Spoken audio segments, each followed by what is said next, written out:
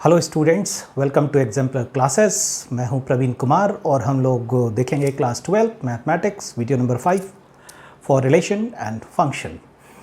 Last class में हम लोगों ने कंपोजिट फंक्शन को समझा था और आज वहां से एक स्टेप आगे। वैसे थोड़ा बहुत इंट्रोडक्शन मैंने आपको दिया हुआ था इन्वर्टेबल फंक्शन के लिए, तो आज के क्लास में समझेंगे कि इन्वर्टेबल फंक्शंस क्या है और उससे रिलेटेड दो थ्योरम है आपके बुक में एनसीईआरटी में, थ्योरम 1, थ्योरम 2 एंड कुछ example. But before understanding the invertible function, ये है the definition of invertible function। और ये एक बार में चीज़ें ग्रास्प नहीं होती, तो इसलिए मैं एनसीईआरटी के एक एग्जाम्पल जिसे मैं पैरेलली आपको सॉल्व करके दिखाऊंगा, दोनों पर्पस फुलफिल हो जाएगा कि इन्वर्टेबल फंक्शन क्या है और जो क्वेश्चंस नॉर्मली एग्जाम में पूछे जाते हैं, so that F is invertible and hence find the inverse. तो एग्ज़ाम पॉइंट ऑफ व्यू से इम्पॉर्टेंट है कि आपको ये दोनों चीज़ें आनी चाहिए। तो पहले इन्वर्टेबल फंक्शन का डेफिनेशन देख लेते हैं और थोड़ा बहुत रिकैप जो पिछले क्लास से था मैं करवा दूंगा। मान लीजिए कि कोई भी फंक्शन है, the domain is X, codomain is Y, that is a function is defined from X to Y, is defined to be invertible if there exist a function G such that यहाँ इसका जो F का को domain है वो जी के लिए domain है, जो x का डोमेन है वो g के लिए को डोमेन है, such that it satisfies this two condition. और यही इंपॉर्टेंस था आपके कंपोजिट फंक्शन के लिए। देन अगर कोई भी फंक्शन इस कंडीशन को फुलफिल करता है, then the function g is called to be the inverse and denoted by f inverse. ये रेसिप्रोकल नहीं है, this is f inverse. Important condition is f is invertible, then अगर f इन्वर्टेबल है तो f 1 1 होना चाहिए, ऑन टू भी होना चाहिए, दैट इज बाइजेक्शन। या फिर हम ऐसा भी कह सकते हैं कि अगर कोई दिया हुआ फंक्शन 1 1 ऑन टू है तो वो कंफर्म इन्वर्टेबल फंक्शन होंगे। ये तो रही बात डेफिनेशन की। अगर आपको याद हो तो मैंने आपसे कहा था कि let's say I have 2 sets and this, let's say this is the set x, this is the set y and I have the function f here। तो मैपिंग किधर से हो रही है और यहाँ पर आपने मैपिंग इससे की हुई है। So this is the mapping that is from set x to set y। Now suppose if I am interested to find the reverse mapping, what do you mean by reverse mapping? In this way, so let's say that some function comes as g। Last video में मैंने आपको बता दिया था कि ऐसा होने के लिए ये 1 1 ऑन टू होना चाहिए, तो यहाँ पर वही बात लिखी हुई है। नाउ लेट्स सी, अगर आपको कोई क्वेश्चन दिया हुआ है तो कैसे करेंगे, देखिए सेट x के जगह यहाँ पर है n, the capital N is the set of the natural number and the y which is defined here that y belongs to the set where it is satisfying the condition y is equals to 4x plus 3 for some natural number। तो definitely set y में सारे natural number नहीं है, वही natural number हैं जो इस condition को सेटिस्फाई करेंगे। तो आपको दिखाना है पहली बात, f इज इन्वर्टेबल। मैं आपको स्टेप वाइज लिखता हूँ, एनसीईआरटी की बुक में आपको ये एग्जाम्पल में दिया हुआ है, लेकिन थोड़ा सा स्किपिंग है वहाँ पर। So if you are suppose to say f is let's say it's a solution invertible। if I am saying f is invertible तो आपको दो काम करने हैं। पहला, प्रूफ f is 1 1, ये कंपल्सरी है। Then proof f is onto. तो किसी भी फंक्शन को अगर आप इन्वर्टेबल दिखाना चाहते हैं तो आप ये दो चीज़ प्रूव कर दीजिए, अगर ऐसा है तो वो फंक्शन इन्वर्टेबल होंगे। यहाँ मुझे ज़रूरत नहीं लगता है कि मुझे आपको 1 1 ऑन टू और बताने की ज़रूरत है, फिर भी वर्बली मैं आपको यहाँ करके दिखा सकता हूँ। That is, say you have a function F X is equals to 4x plus 3, से x1 x2 be the set of domain, then fx1 is equals to fx2 and if it comes तो आप इसको क्या कहते थे 1 1।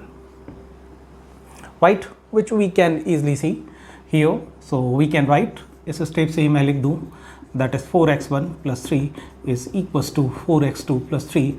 That gives you x1 is equals to x2. So it is 1 1. There's no problem. Want to prove करने के लिए आपको क्या prove करना है? Range is equals to codomain. So I can say what I proved here is 1 1.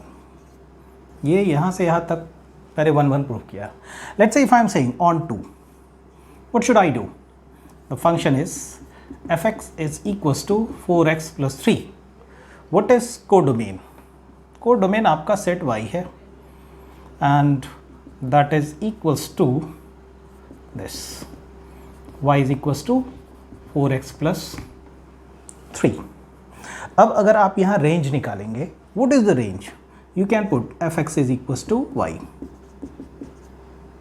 That is going to give you the range of f. तो आपका range of f ये हुए और codomain भी ये हुए. As codomain and range both are equal, so we can say that the given function is 1 1 and onto. Let's say अगर मैं इस चीज़ को यहाँ पर मैप करने की कोशिश करूँ, then I should say that this is nothing but the set of natural number and this is such that y is equals to 4x plus 3. So we can get the mapping. ये part आपको NCERT में नहीं दिया हुआ है, example में directly आपको inverse find करने के लिए कहा गया है, यह कर दिया गया है. So I am not elaborating this, you can write down. Video को पॉज करके आप इसको लिख सकते हैं. हम लोग ज़रा इसे आगे बढ़ेंगे कि किसी भी चीज़ को अगर मैं फंक्शन को इन्वर्टेबल कहता हूँ, क्या 1 1 ऑन टू प्रूव करना ही ज़रूरी है या मुझे इस दो को भी देखना है? देखिए, this two condition is for more required.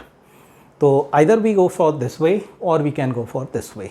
तो मैं दोनों ही अप्रोच ले लेता हूँ and let's say how can we prove this one. That is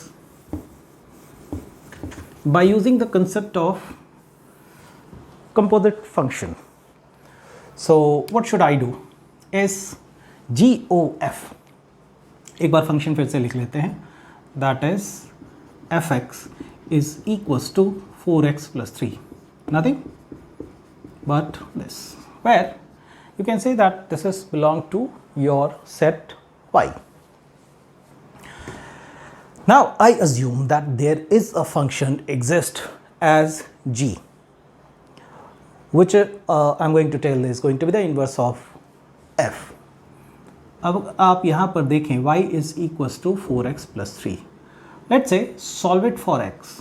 X is equals to y minus 3 divided by 4. अगर आप यहाँ पर मैपिंग वाइज देखें, that is this. ये f, this is g, यहाँ x है और यहाँ y. इस g फंक्शन के लिए डोमेन क्या होगा? f फंक्शन के लिए डोमेन यहाँ है. So we can say that is f inverse, g of y. Let's write it as g of y is equals to 1.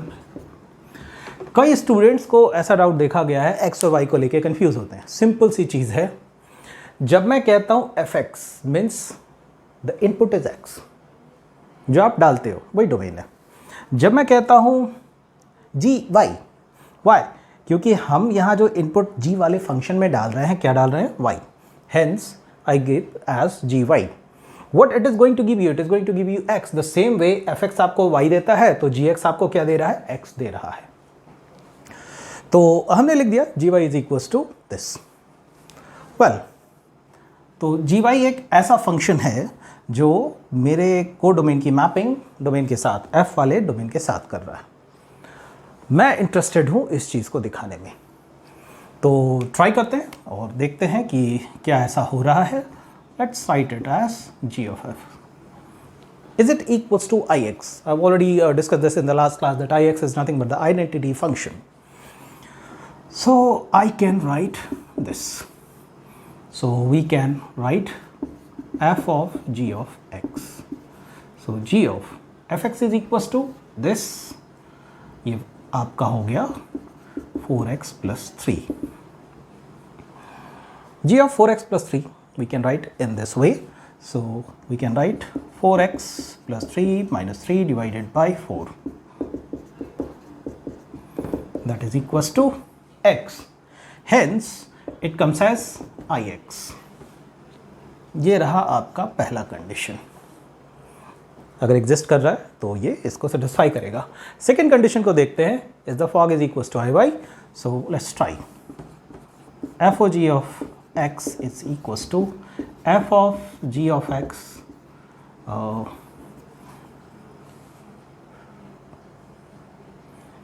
I can say f of we have gx is equals to y minus 3 divided by 4. Then we can write 4 times of, ये रहा आपका fx, y minus 3 divided by 4 plus 3. That is y, which is nothing but IY. Hence we can say by the definition that this gy function, यहाँ देखिए definition में आपको लिखा गया है g is called the inverse of x. तो आपकी इच्छा, आप कुछ भी कर सकते हैं. 1 1 और 2 प्रूव कर दीजिए या फिर आप इस 2 को प्रूव कर दीजिए. बट आपको पता करने के लिए ये तरीका ऑप्ट करना होगा.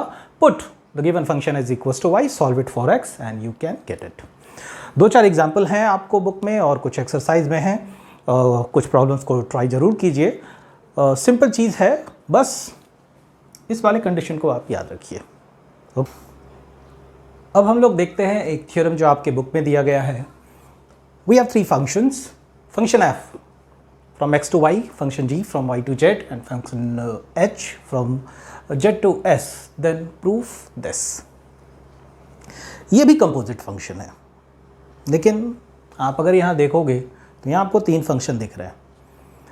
सी 2 फंक्शन आपस में कंपोजिट होते हैं और 2 मिलकर के फिर तीसरे के साथ कंपोजिट हो सकते हैं. We have a situation like this here. ये आपको प्रूव करना है. There are multiple times people are thinking that is this same?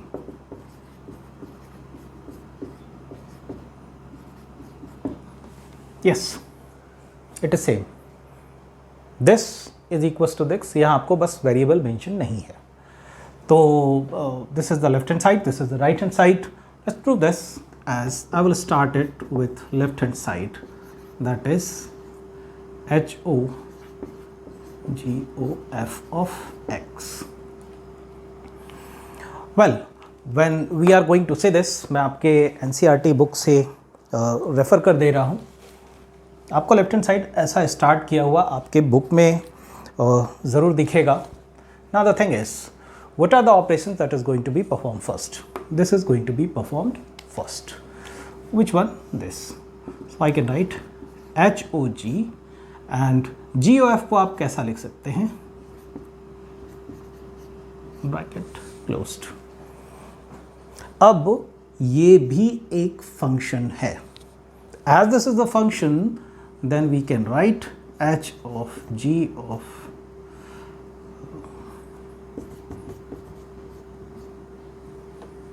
this. Hope I am correct with the bracket. So that is the meaning. पहले क्या perform हुआ है? पहले ये परफॉर्म हुआ है, यानी x आपका डोमेन है. fx will be the range of fx which further turn out to be the domain of g and this further turn out to be the range of g. अगर आप यहाँ देखें तो this belongs to मैं यहाँ लिख देता हूँ, this belongs to set x, this belongs to set y. Say this, set y is the domain of g and this belongs to the set z which is nothing but the domain of this. हमारा जो outcome होगा वो किस range कहाँ आएगा? S पर आएगा. This is the left hand side. Equally we can prove the right hand side. और एक बार फिर से आप अपने बुक में देख सकते हैं while they are performing this. That is and I can write in this way. Now एक बार मैं लिख दूँ आपको और फिर समझा दे रहा हूँ. That is h of g of fx.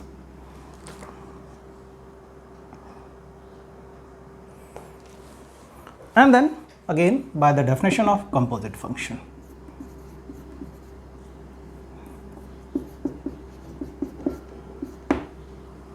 And both things are equal, hence we can say that left hand side is equals to right hand side. See, जो पार्ट आपको NCERT में नहीं है वो ये है. सेट को बिल्कुल अच्छे से क्लियर रखिए. This x, that is the domain of this composite functions, belong to set x. This belongs to set y, which become the domain of g, and इसके लिए आपका domain होता है y, which is further going to be the range of the composite function, the function g. और इस composite function का range आपको किस सेट में मिलेगा? S में मिलेगा. तो ये था हमारा पहला थ्योरम, और इसके बाद हम लोग एक एग्जाम्पल लेंगे और उसके बाद जाएंगे थ्योरम नंबर 2 पर. हमारे पास एक क्वेश्चन है, क्वेश्चन नंबर 27, पेज नंबर 16. बड़ा कॉम्प्लिकेटेड लगता है अगर आप इसको देखें, तो मैंने कोशिश की है कि क्वेश्चन को जो शॉर्ट में लिखा जाए ऐसा कि ये अंडरस्टैंडेबल हो. So you have two functions f and g, और दोनों के डोमेन आपको दिए हुए हैं. 1 to 3 is one set, ABC is another set, apple ball cat is another set. So you have 3 sets and you have 2 function f and g. यहाँ function को define किया गया. मैं आपसे ये कह दूँ, this is what we call is the definition of function f, and this is how we define the function g. अब आपको दिखाना है f, g, g of f are the invertible one, और अगर ये इन्वर्टेबल हैं दिखाना है, उसके बाद आपको f इन्वर्स पता करना है, g इन्वर्स पता करना है and g of f inverse पता करना है. उसके बाद आपको एक लास्ट रिजल्ट शो करना है. द क्वेश्चन इज़ गुड, और इसको मैं सिंपल बनाता हूँ. मैं इसको सेट को ड्रॉ करके बनाऊँगा. So let's say if I am drawing the set, say this, I have 3 set. I have this 3 set. पहला सेट 1, 2, 3. दूसरा सेट है आपका A, B, C.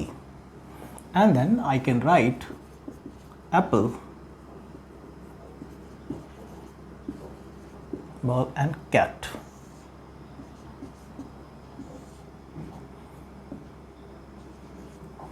कुछ नाम रख दे रहे हैं.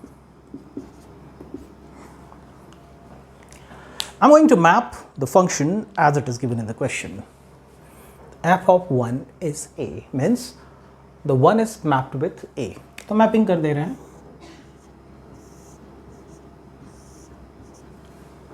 g को भी डिफाइन कर ले रहे हैं. That I define it g. सिर्फ आप देख के ही बता सकते हैं कि f और g इन्वर्टेबल हैं. कैसे? जरा देखिए, हमारा जो कंडीशन था इन्वर्टेबल होने का, मैं अभी सिर्फ इस 2 की बात करूँ. Let's talk about f and g. Function कब इन्वर्टेबल होगा?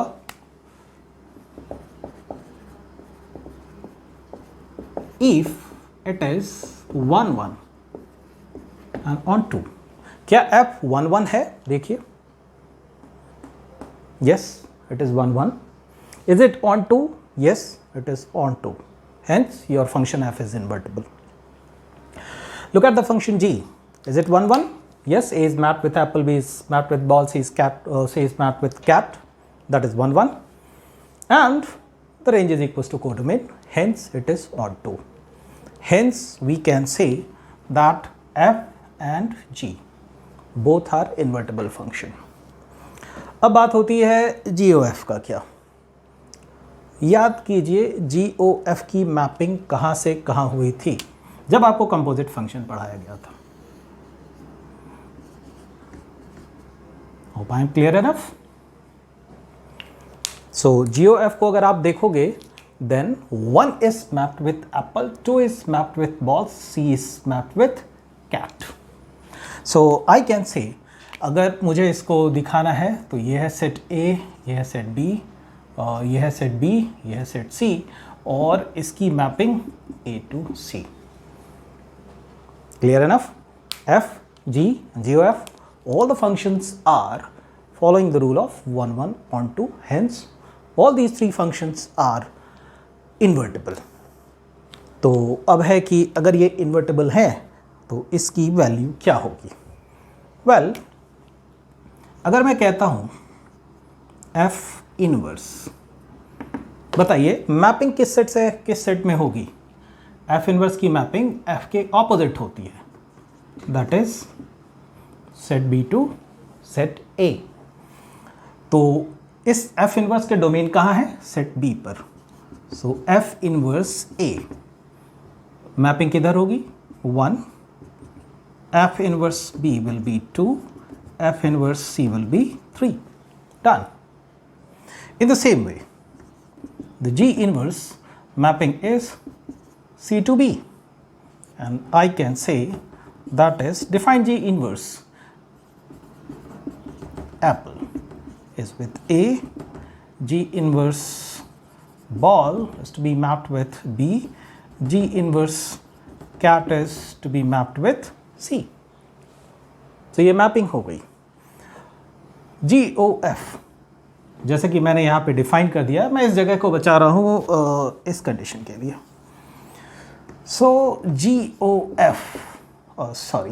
GOF इनवर्स पता करना है किस सेट से किस सेट में? C to A। GOF is A to C, so GOF inverse is going to be C to A। एक बात याद रखिए, हर कंपोजिट फंक्शन एक नया फंक्शन होता है। तो अगर मैपिंग मुझे दिखानी हो, so it is apple is to be mapped with 1, and GOF inverse of ball is to be mapped with 2, and GOF inverse cat is mapped with 3. Should be equals. That is so easy. Question थोड़ा complicated लगता है लेकिन है ये काफ़ी easy. अब सबसे बड़ी चीज़, ये कैसा रिजल्ट है जो आपको याद भी रखने हैं।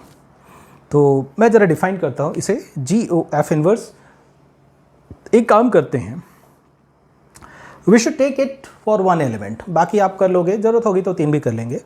GOF इनवर्स ज़रा पहले एलिमेंट के लिए देखते हैं। GOF inverse this is to be what with apple, let's say this। तो मैं काम करता हूँ, यहीं से रिजल्ट ले लेता हूँ, that is apple is mapped with 1।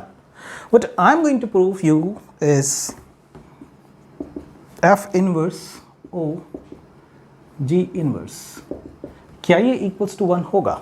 अगर 1 होगा तो आप कहोगे कि ये इक्वल है। तो देखते हैं किस सेट से किस सेट में मैपिंग होगी। तो मैं ज़रा ये पूछना चाहता हूँ, that is this, F inverse O G inverse, तो इसकी मैपिंग किस सेट से किस सेट में होती है? मैं इसे समझने के लिए ये ड्रॉ कर दूँ। This is your G inverse, this is your F inverse, so your domain is going to be here, and then F inverse function is to be this। So just by looking you can say that F inverse or G inverse is again mapped with the set C to set A। तो domain put क्या करेंगे? G inverse का domain ही इस composite function का domain होगा। मैं इसको ऐसा लिख दूँ, let's say I put up some arbitrary value। So G inverse X apple, so I can say F inverse G inverse apple। What is G inverse apple? जरा याद देखते हैं कहाँ गया ये? Yes, G inverse apple is A। What is F inverse A? आपको यहाँ से मिल जाएगा, that is equals to 1। So I can say F inverse O inverse, sorry, F inverse OG inverse is equals to 1. Hence this result and this result both are same, so we can say GOF inverse is equals to F inverse O G inverse. बाकी आप इसको as it is पता कर सकते हैं.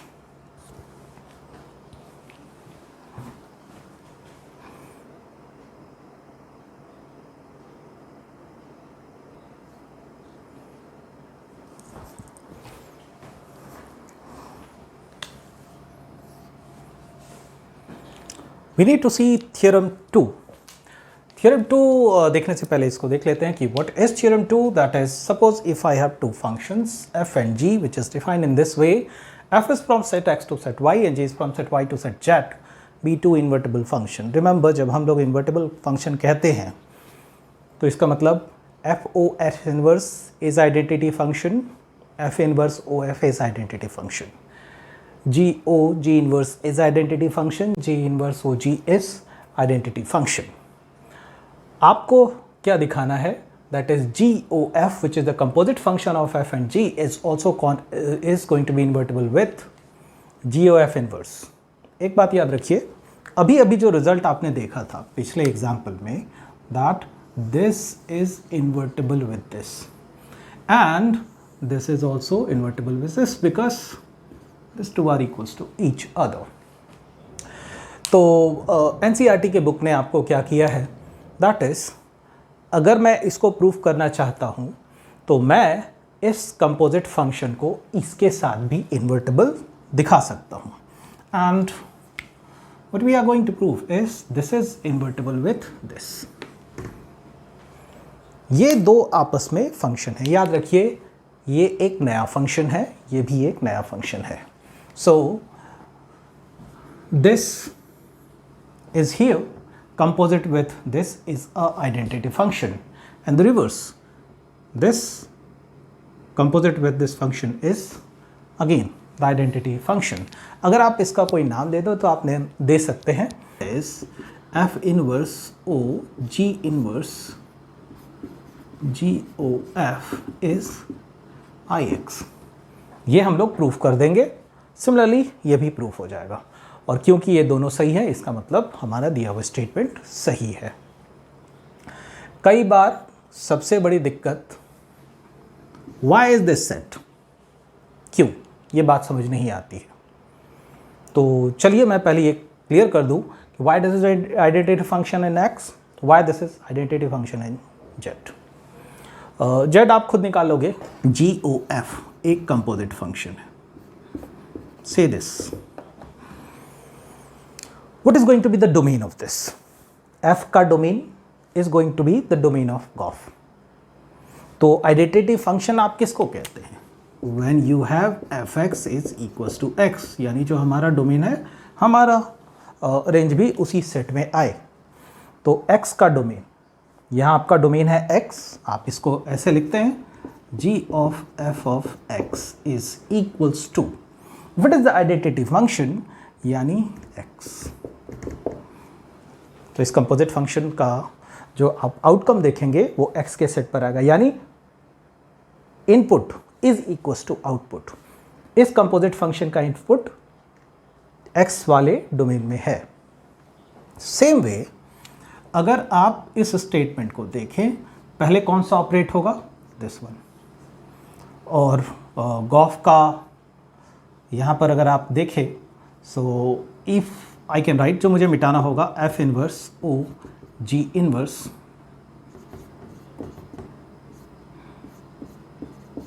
आप ऐसा लिख सकते हैं. So this belongs to which set? This belongs to again set X. Hence we have this X, यानी इस कंपोजिट फंक्शन का डोमेन कहाँ है? सेट X में है. इसलिए हम इसे एज आइडेंटिटी फंक्शन प्रूव करेंगे. सेम वे आप इसको भी करके देख सकते हैं. You are going to get the same result. Can we able to write in this way? Yes. By which theorem? By the theorem 1. Now we can say it is done by theorem 1, जो हमने अभी थोड़ी देर पहले किया हुआ था. G inverse OG. Can I write this? F inverse O, this G inverse OG, as this is invertible. if I am saying that this is invertible means G inverse OG is equals to identity function. Identity function on which set is G के set. G का set आपका domain क्या है? Y. So it is the identity function on set Y. So I can say set Y OF. Now one thing, what does this mean? It is nothing but F inverse Y. यही part book में missing है. F inverse की mapping किधर हो रही है? यहाँ से हो रही है. आर्बिट्री वैल्यू को मैं हटा दूँ तो F inverse OF. So I have this F inverse OF. आप इसको कह सकते हैं कहाँ होगा? Set X. So we got the identity function here. तो hope I am clear enough. We can say that this statement is true. Now as this statement is true, we can find out that this is also true. आप इसको prove करके देख सकते हैं. तो हम ये कह सकते हैं that GOF is also invertible with this and the GOF is also invertible with this. This was your theorem and the theorem part is done.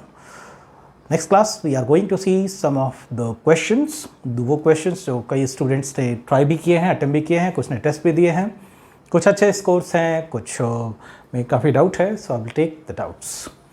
अगर आपको ये वीडियो पसंद आया तो लाइक कीजिए, सब्सक्राइब कीजिए, बेल आइकन को दबाइए ताकि नेक्स्ट वीडियो पर आपको नोटिफिकेशन मिल जाए. And try all the questions. Thank you for this session.